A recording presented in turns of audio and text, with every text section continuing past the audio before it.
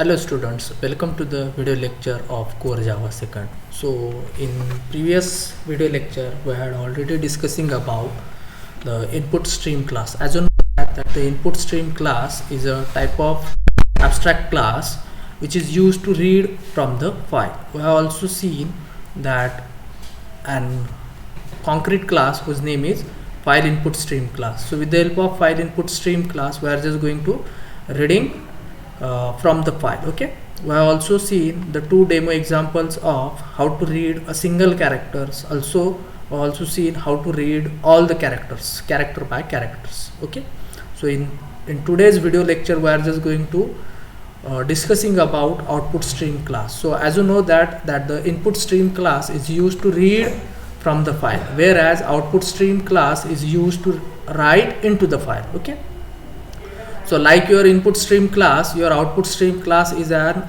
abstract class, and it is also a super class of all classes that are representing output stream of bytes. Okay, so the output stream class accepts the output bytes and send them to some of the sinks. Okay, so let's understand what is the concept of Java, what is the concept of output stream class. Okay, so here is one diagram is there.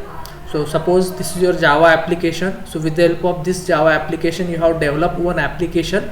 So with the help of this application you are just going to write into the file or into the some destination. Okay, so you are using the output stream class. Okay, so as you know that the output stream class is used to write into the destination. Okay, so at the destination different destinations are there. Suppose there is a file is there, so it means that you can just write into the file also, you can write on the console screen also, and you can also write on the in socket also. Okay, so these are the some of the methods are there, useful methods are there. So these methods are used for just writing purpose. Okay, so here is first method is public void write method. So as you know that the public is an access specifier, void is a return type, and write is a method. So inside the write method there is one parameter is there, that is integer parameter. Okay, so this method is used to write the byte, okay, to the current output stream. The same method is there, only difference is that here in a parameter integer type is there, here you can just pass the byte. Okay, that is array of byte. Okay, so it is used to write an array of byte to the current output stream. Then third method, that is flush method. So with the help of flush method it will just flushes the current output stream. Okay, or it will just flush the connection of output stream.